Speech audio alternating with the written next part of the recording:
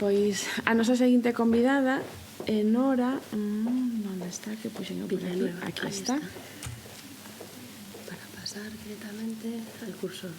Ah, sí. E logo así con isto para mostrar aquí. Sí, e ven arrimadiño o micro. Ah, ven arrimadiño, vale. correcto. Entón, bueno, a seguinte relatora pois é Nora Martínez Villanueva, ela ven da Universidade de Vigo, tamén é profesora axudante doutora tamén da área de Estatística e Investigación de Operacións, tamén é outra asidua das nosas xornadas e, como decía, é outra das convidadas a estar hoxe aquí. O tema da súa charla pois está relacionada ca comparación de curvas de incidencia acumulativas en múltiples causas de morte. Vale? Cando queiras. Pois, nada, bos días a todas e a todos. Agradecer á organización por montar ano tras ano estas xornadas, que a verdade é que nos gusta moito, por eso repetimos. Agradecer en particular a María José Ginzo pola invitación. Este, como sabedes, é a charla última antes do café, así que supoño que estamos desexando coller ese tempo, non, para tomar o café. Entón intentarei centrarme no tempo que estipulado. Eu, igual que Álvaro, agora vou facer a presentación en castelán, por se hai alguén en remoto que prefire. Entonces, nada, hoy os vengo a hablar sobre este trabajo, comparación de curvas de incidencia acumulada con múltiples causas de muerte. Es un trabajo conjuntamente desarrollado con Marta Sestelo, Luis Meira Machado y Javier Roca Pardiñas. Y en realidad este trabajo surge de un trabajo previo que desarrollamos, una metodología en la que desarrollábamos un algoritmo que nos permitía determinar grupos de curvas de supervivencia y que de hecho ya presenté en algunas jornadas aquí. Entonces, en esta diapositiva lo que vemos es el índice de la presentación. Básicamente haré una introducción al problema de tratar múltiples causas de muerte o de fallo. Luego explicaré brevemente la metodología, en particular el algoritmo para determinar grupos. En tercer lugar, explicaré algunos resultados de simulación que obtuvimos.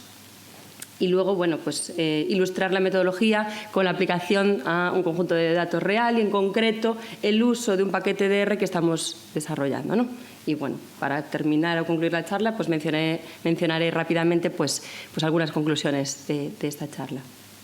Pues bien, yo creo que para que se entienda lo que nuestra metodología puede hacer, o lo que estábamos intentando obtener, es mejor empezar con el conjunto de datos que vamos a analizar. Y en concreto hemos elegido este, ¿no? Es un conjunto de datos de pacientes con leucemia. Es un conjunto de datos conocido en el ámbito de la supervivencia, y este dataset lo que incluye son cerca de 9.000 pacientes, ¿no? Estos pacientes, como dije, tenían leucemia y, en un momento dado sufrieron un trasplante de médula ósea, y tras el trasplante estos pacientes están en riesgo de sufrir distintas complicaciones médicas, ¿no? Esto sería el ejemplo clásico del ejemplo clásico dentro de los modelos de riesgos competitivos, donde existen distintas causas de muerte que compiten unas con otras, ¿no? Entonces, aquí es lo que vemos en esta tabla, en concreto las causas de muerte recogidas en esta dataset. La primera sería la muerte por la recaída de la enfermedad. También existen otras complicaciones como infecciones producidas por distintos microorganismos, ya sean bacterias, virus u hongos. Y luego tenemos otra categoría aquí con las siglas GVHD, que no es más que la típica enfermedad injerto contra huésped, ¿no? Una vez que se realiza el trasplante, las células inmunes se activan en el hospedador y de repente reconocen las células del hospedador como extrañas y empiezan a atacarlas. Y luego, existen otras complicaciones médicas, ¿no?, que hemos abarcado aquí en esta categoría que le llamé otras, ¿no? En este dataset también tenemos otras variables, ¿no?, que tenemos tiempos medidos en días, desde el trasplante hasta la muerte o hasta fin de estudio. Y por otro lado tenemos una variable indicadora del estatus, ¿no? Tomar el valor de 0 si es un dato censurado, 1, 2, 3 y 4, así hasta las distintas causas de muerte.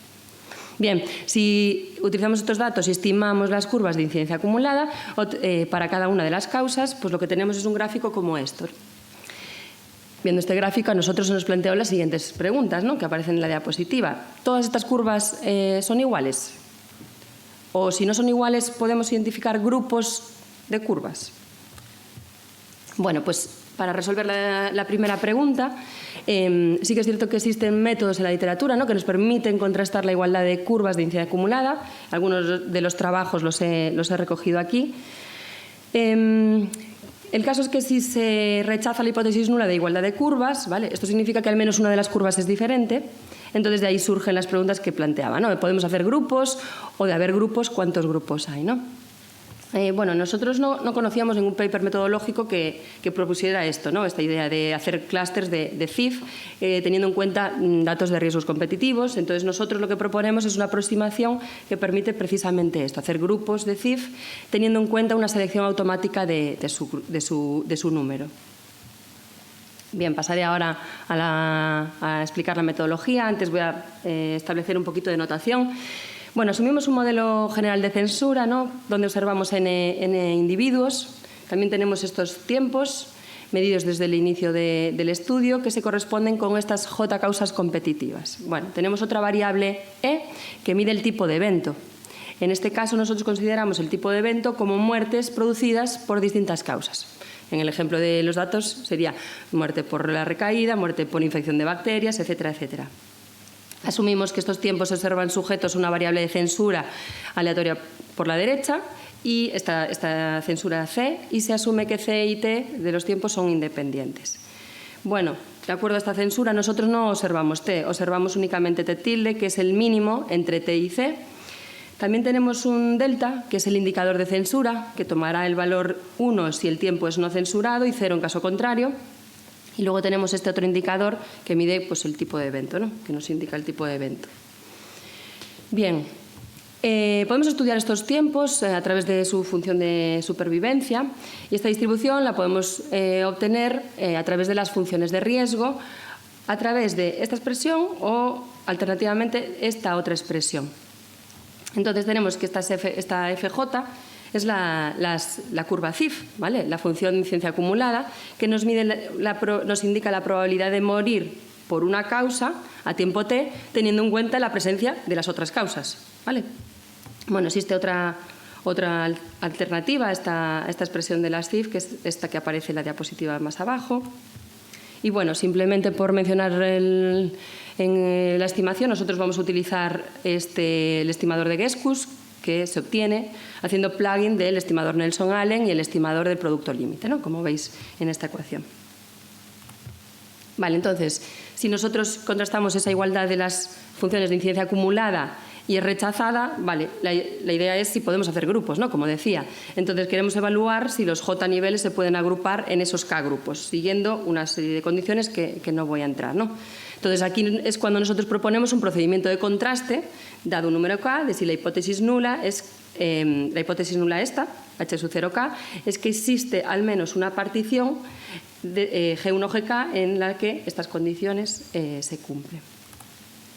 Vale, el procedimiento de contraste es, bueno, lo voy a decir rápidamente, es este proceso J-dimensional, donde esta U no es más que la diferencia de las FJs a su centroide, MK, si utilizamos la jerga de clustering. Este MK se corresponde con la media de las curvas FJ que pertenecen a cada grupo, ¿no? Y bueno, aquí nosotros proponemos dos estadísticos de contraste, el primero basado en la norma L2, el segundo basado en la norma L1. Y bueno, mencionar que, claro, si esta J es demasiado alta, es muy grande, evaluar todas las posibles combinaciones de J curvas a K grupos supone un alto coste computacional, y nosotros, bueno, pues nuestra propuesta es resolver este proceso de minimización utilizando, pues, algún algoritmo heurístico, ¿no?, como puede ser el conocido K-means. Este lo aplicaremos para el caso del estadístico con la norma L2 y el K-medians para el otro caso, ¿no?, la norma L1. Bien, ¿y cuál sería la regla de decisión? Bueno, pues rechazaremos la hipótesis nula para valores grandes del estadístico. La duda aquí sería, ¿cómo de grandes? Nosotros vamos a calibrar la distribución del estadístico de contraste, pues, a través de métodos Bootstrap. Y ahora os voy a contar los pasos del procedimiento de contraste dado un número K, ¿vale? Entonces, con la muestra original lo que tenemos que hacer es estimar las funciones FJ, ¿vale? Una vez que tenemos las funciones FJ estimadas, obtenemos la mejor partición con el K-means o con el K-medians, estimamos los centroides y con estas cosas ya podemos calcular el valor del estadístico. El paso 3 sería generar un gran número de réplicas Bootstrap a partir de la muestra combinada que nos viene dada por la hipótesis nula. Con estas réplicas Bootstrap calculamos el estadístico de contraste y, bueno, simplemente la regla de decisión sería rechazar la hipótesis nula cuando D, calculada en la muestra, es mayor que un determinado percentil obtenido de las réplicas Bootstrap. Vale, hasta ahora ¿qué tenemos? Pues un procedimiento de contraste dado un número K, pero recuerdo que la idea inicial es que nosotros lo que queríamos es determinar automáticamente el número de grupos, ¿no? Pues esto es lo que pongo en la diapositiva a través de este algoritmo 1, ¿no? Vamos a repetir el procedimiento de contraste desde K igual a 1 hacia adelante, 2, 3, sucesivamente, hasta que el algoritmo para. Entonces, obtenemos la estimación de las Fs.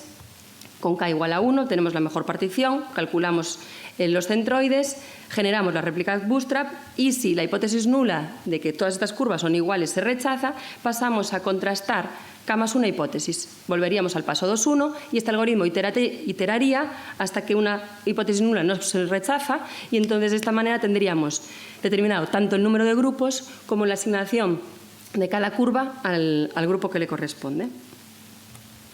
Vale. Voy a contar algunos de los escenarios de simulación que planteamos. El primero de ellos sería contrastar una hipótesis nula específica. Es decir, quiero contrastar si mis curvas se pueden agrupar en K igual a 2 grupos. Para ello generamos los tiempos utilizando pues, esta expresión y nos centramos en generar J igual a 3 causas de muerte, ¿no? Como veis en la diapositiva. Simplemente esta H2 y H3 serían iguales si la constante A es igual a 0 y a medida que esta A difiere de 0 estaríamos en la hipótesis alternativa, es decir, las curvas se pueden agrupar en 3 grupos en lugar de 2. Establecimos distintos porcentajes de censura y distintos niveles de significación para distintos tamaños de muestra, ¿no? Este experimento lo repetimos 1000 veces. Y los resultados de la estimación del error tipo 1 son los que se muestran en esta tabla. Para distintos porcentajes de censura, teniendo en cuenta los distintos estadísticos y tamaños de muestra, bueno, podemos decir que aproximamos bastante bien el nivel nominal. Quizás es un poco conservador porque rechaza menos de lo que debería, ¿no? Aquí en esta diapositiva lo que muestro son las curvas de potencia. En las columnas tengo los distintos tamaños de muestra, en las filas los distintos porcentajes de censura. Es decir, vemos la probabilidad de rechazo en función de los distintos valores de A. Y el comportamiento, bueno, pues es el esperado, aumentando la probabilidad de rechazo pues a medida que aumenta el tamaño de muestra, ¿no?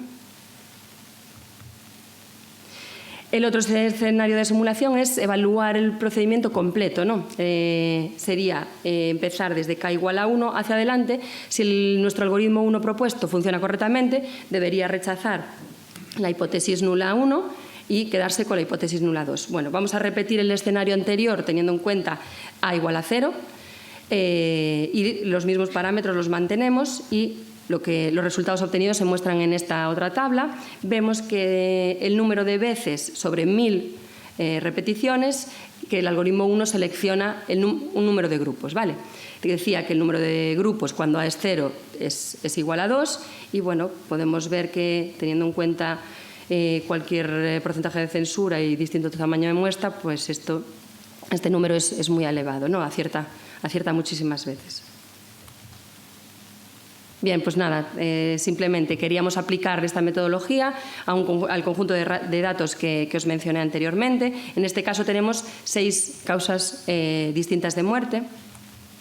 Y para ello vamos a utilizar el paquete CluseCurve. El paquete CluseCurve es el paquete que os mencionaba antes con la metodología de determinar grupos de curvas de supervivencia y también lo extendimos al contexto de regresión y ahora hemos implementado esta metodología al contexto de funciones de incidencia acumulada. Este paquete ahora mismo, como está en desarrollo, lo tengo implementado, está subido en mi GitHub, ¿vale? En esta ruta que os pongo en las diapositivas y aquella persona que lo quiere utilizar simplemente pues utilizando la librería DevTools con la función install GitHub ponéis el nombre del repositorio entre comillas y hacéis referencia a la rama del repositorio donde está. Os decía que está en una rama, no en la master, sino está en la rama CIF, entonces especificáis en ref la rama CIF. Entonces, una vez que está instalado, lo podemos cargar utilizando el library ClusCurve. También tengo que cargar el otro paquete, el library mstate, que es el que tiene incluidos los datos ebmt2 que os mencionaba antes. Bueno, simplemente rápidamente mencionar que este paquete tiene dos funcionalidades principales, es decir, nos puede asignar curvas dado un número k y establecemos la asignación de esas curvas a dos grupos, a k grupos, por ejemplo, y si no sabemos el número de grupos, pues le decimos que nos los determine solo, utilizando, pues, en el caso de regresión, supervivencia o CIF, estas otras funciones. Además, este paquete cuenta pues las típicas funciones genéricas que tienen el resto de paquetes, ¿no? El print, el summary y autoplot, que hace dibujos como este, ¿no? Del ggplot2. Bueno, una vez que tenemos estas curvas, como decía, no sabemos el número de grupos o si son todas iguales, entonces le pasamos la función CIF+curve, teniendo en cuenta los tiempos, las causas de muerte, el algoritmo heurístico que nos permite hacer esa asignación. He utilizado el k-means. En el argumento cluster igual a true, lo que le estoy diciendo es que me paralelice las bootstrap, porque esto puede llevar algún tiempo. Entonces, automáticamente el ordenador detecta el número de cores que tiene tu núcleos que tiene tu ordenador y paraleliza las bootstrap, establecemos semilla y la salida de esta función es la entrada de la función autoplot. Le especificamos que me coloree los grupos en función de esa asignación y principalmente lo que vemos es que el algoritmo me dice que tiene 4 grupos óptimos, en este caso. La recaída de la enfermedad está en rosa, otras causas en naranja, la enfermedad de injerto contra huésped en morado y las otras producidas por la infección están todas asignadas al mismo grupo. ¿Vale? Y nada, simplemente mencionar unas conclusiones rápidamente de este trabajo, que bueno, no solo podemos contrastar la igualdad de curvas de incidencia acumulada, sino también agruparlas.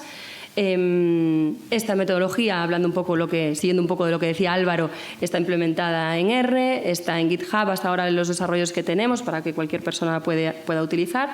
Próximamente intentaremos subir este paquete al CRAN y que esta metodología está publicada en algunas revistas, las de CIF en Biomedical Journal, el ClusCurve en Art Journal, la de supervivencia en Statistics in Medicine, y estas otras referencias pues, son las que he utilizado para esta charla.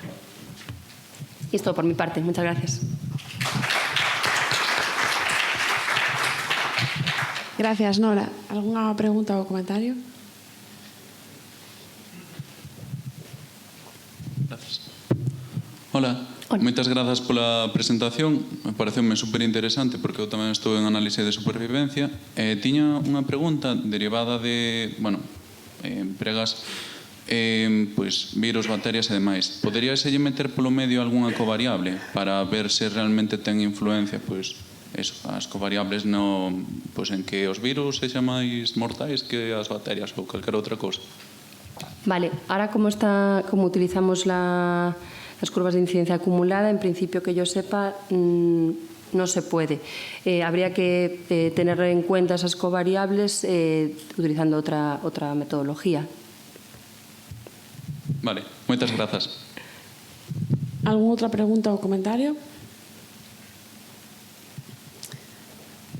Bueno, pois, entón, agradecemos de novo a Nora, invitamos a subir estes resultados ao CRAN de R para que nas próximas sesións de R nos presentes o paquete e os futuros avances. Gracias, Nora.